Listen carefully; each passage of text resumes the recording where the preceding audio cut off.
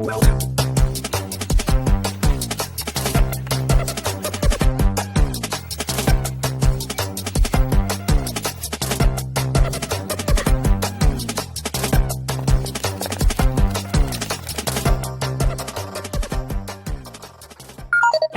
granted. Hey everyone, I am Mr. Vin at your service and welcome to Let's Figure Out. For today, we're going to discuss about the division of polynomials. Okay, let's start. Our objective for this session is to perform division of polynomials using long division. So, ibig sabihin, may iba pang method tayong i-discuss. Pero for now, it is the long division. Let's have the definition. If p of x and d of x are polynomials with d of x which is not equal to 0, then we have the following expressions. Okay. So, isa-isahin natin yan, no? Dalawa yan.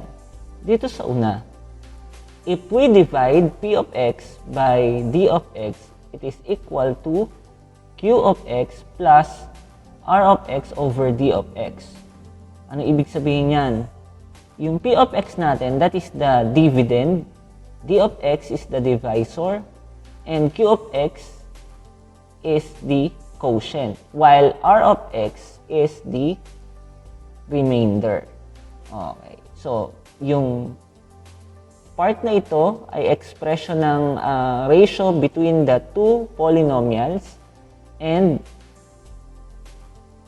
after nila mag-undergo ng division, kakakuha tayo ng quotient. Ito, expression na to, ito yung quotient nila. And this whole expression is the remainder. Okay, so therefore, we can also write it in the form of p of x is equal to the product of the quotient and the divisor plus the remainder. Okay na? So, yung discussion about polynomials, na andyan yung link sa baba. Tingnan nyo para ma-refresh kayo kung ano yung mga dapat tandaan. At nandun din yung mga tips kung paano siya gamitin pag nandito na sa operation na tinatawag natin division. Okay? So, in this case also, r of x is either 0 or its degree is less than the degree of t of x. So, meaning the degree of the remainder is less than the degree of the divisor. And if the case is r of x is equal to 0, then the divisor is a factor of the dividend or yung p of x natin. Okay, so let's have example number 1. 5x squared minus 17x minus 15 divided by x minus 4. In dividing polynomials, kailangan nating tandaan, naka-rewrite dapat muna, no, into descending order from highest exponent up to constant. So kung mapapansin nyo dito sa example natin, naka-arrange na siya from second degree, tapos first, and then third. Yun yung ating, ito yung ating dividend. Ang divisor natin ay si x minus 4 na naka-rewrite na rin naman sa descending order. So, tandaan nyo in long division, kailangan nyo munang i-rewrite into descending order from highest exponent up to the lowest exponent. And kung titingnan natin, itong dividend natin at saka divisor natin. Dividend natin ay nasa second degree, ang divisor natin ay nasa first degree polynomial. Yun yung description niya. So, ganito lang yan kapag dinivide natin yung sulat natin ng di pa rin ako sanay sa pen natin 5x squared minus 17x minus 15 divided by x minus 4. Okay. So, ang gagawin nyo lang dyan, first step, first term nung dividend at saka first term nung divisor. So, yung 5x squared, i-divide lang natin by x. What is 5x squared? 5x squared divided by x. That is 5x. Okay? So, ilalagay natin siya sa tapat nung same degree niya. No, dito. 5x. And then, that 5x ay i-distribute natin sa bawat term na nandito. So, therefore, what is 5x times x? That is 5x squared. And 5x times negative 4, that is negative 20x. And after that, kukunin natin ang difference nung dalawa. Why? Para kasi ma-omit na natin tong first term ng dividend natin, no? So, subtract. So, change lang natin yung sign. Kung hindi ka pa sanay, pwede kang gumamit nga niyan. Maglagay ka ng close and open parenthesis and then negative, no? Or minus sign. Pero pwede mo na rin i-change yung sign mentally, then proceed to addition, syempre. So, this is now cancel, negative, minus negative 17x minus negative 20x, which is the same with negative 17x plus 20x, that is 3x. And then bring down yung next term natin, which is 15. Next step natin, yung first term ulit, eto na yung bagong first term natin, divide naman natin by the first term ulit ng divisor, and that is 3x minus, 3x divided by x, that is 3. So, positive 3. So, plus 3. And we have, what is 3? 3 times x, 3x. 3 times negative 4, and that is negative 12. And then, same nung ginawa natin dun sa unang part.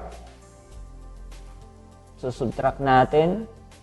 We have 0 and then negative 15 minus negative 12, which is the same with negative 15 plus 12. Okay. There we have it. Negative 3 ang ating magiging remainder. So, kasi wala na tayong terms dito, no? So, dun na natatapos yung long division natin. We can express that as 5x squared minus 17x minus 15 divided by x minus 4 is equal to 5x plus 3. Ito yun. Plus, what is the remainder? Negative 3 over x minus 4. So, ito yung unang form na nandun sa definition natin. And check natin, yung ating remainder is, yung degree niya is less than the degree of the divisor, which is x minus 4. Okay? So, in other form, pwede nating sabihin na 5x squared minus 17x minus 15 is equal to the product of 5x plus 3 and x minus 4 plus yung remainder natin, negative 3. Okay na? So, i-simplify nyo lang yan, magka-come up tayo with this, the P of X or the dividend. Okay? Next, we have, okay, ay, medyo mahaba ito, no? So, tingnan natin. 2x raised to 4 plus x raised to 3 minus 19x squared plus 5 divided by x squared minus 6x plus 9. Kung i-describe natin to, ang ating dividend ay nasa 4th degree kasi ang highest exponent ay 4. And then, may missing term, which is yung x raised to 1. Kasi, kung baka siya nawala, automatic yon ang numerical coefficient niya ay 0. And, eto daw, P of X natin, i-divide natin by x squared minus 6x plus 9, which is a second degree polynomial. Okay, kanina kasi first degree polynomial lang, tapos dalawa term. Eto namang divisor natin ngayon, tatlo yung terms niya, tapos second degree. No? And ang kagandahan dito sa given natin, naka-arrange na sa descending order. Take note, ulitin ko, maganda, o mas tama talaga na i-arrange mo muna sa descending order yung mga polynomials from highest at exponent up to the constant. Si dividend at saka si divisor. Ganun yung gagawin ninyo. Okay? So, we have 2x raised to 4 plus x cubed minus 19x squared. And kapag nire-rate nyo na siya ng ganito, yung i-divide nyo na siya, wait lang. Erase ko lang. Ayusin lang natin yung ano ha. Yan. Para maayos-ayos ang ating sulat. Kapag nire-write nyo na ito, idadagdag nyo na yung term, yung missing term. So, plus 0x plus 5. Kasi nga, syempre, bago ka makapunta kay second degree, ay meron munang, ang tawag nito, mapunta kay constant, ay may first degree muna, no? So, guhitan ko to. And then, sulat natin dito sa kaliwa niya ang ating divisor na x squared minus 6x plus 9. Okay, so we have, ano yung una natin? First term ulit to first term. Kung mapapansin nyo, 2x raised to 4 divided by x squared. So, 4th degree divided by second degree. Magiging, ano na lang yan? Second degree, tama. So, 2x squared. So, tapos yung degree na yon ay isulat natin sa tapat ng second degree rin. Ito. So, 2x squared. And then, i-distribute natin yung 2x squared sa lahat ng term ng divisor para meron tayo dito sa baba, no, na mga terms na isusubtract natin mamaya doon sa given dividend natin. So, 2x raised to 4 and then magiging what is 2 times negative 6? That is negative 12. Exponent naman ni x ay 3. And then 2x squared times 9, that is, what is 2x squared times 9? Okay, 18. We have a positive 18x squared. And then, nahihirapan ako mag-guhit ng tuwid na linya. So, kunin natin ang difference nito. Okay, so minus, this is 0. What is 1 minus negative 12? 1 plus 12 din yun, no? That is 13, x squared. And then negative 19 at saka, ano to? Negative 19 minus positive 18. So, negative 19 minus 18 din yon. At ang sagot natin doon ay, what is 19 and 18? That is 37. Negative 37 x squared. Okay, and then bring down natin yung sunod na term dito. Ayan, ayan. Tapos, first term to first term ulit. So, we have 13x squared over, ano yan? Ay, sorry. X cubed pala. Sorry. Yan, x cubed over x squared. We have 13x. So, dito natin lalagay yan. Positive yun. Tama ba? So, positive 13x. And then, 13x, didistribute natin ulit dito. So, magiging 13x cubed. And then, what is 13 times 6? 13 times negative 6 equals negative 78 x squared, no? Tapos negative 13x times 9, medyo malalaki yung ano natin, that is 57.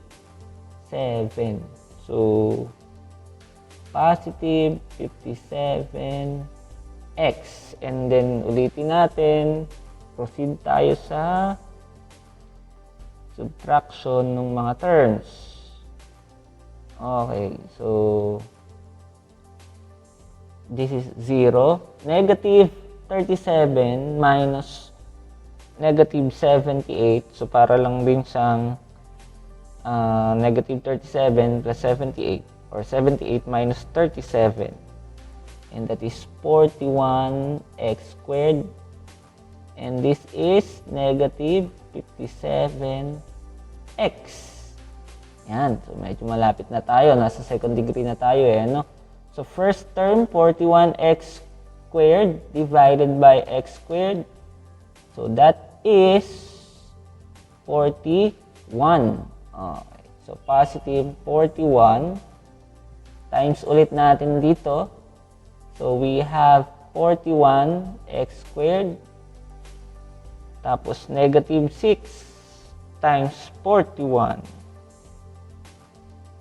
We have 200. So, negative 246.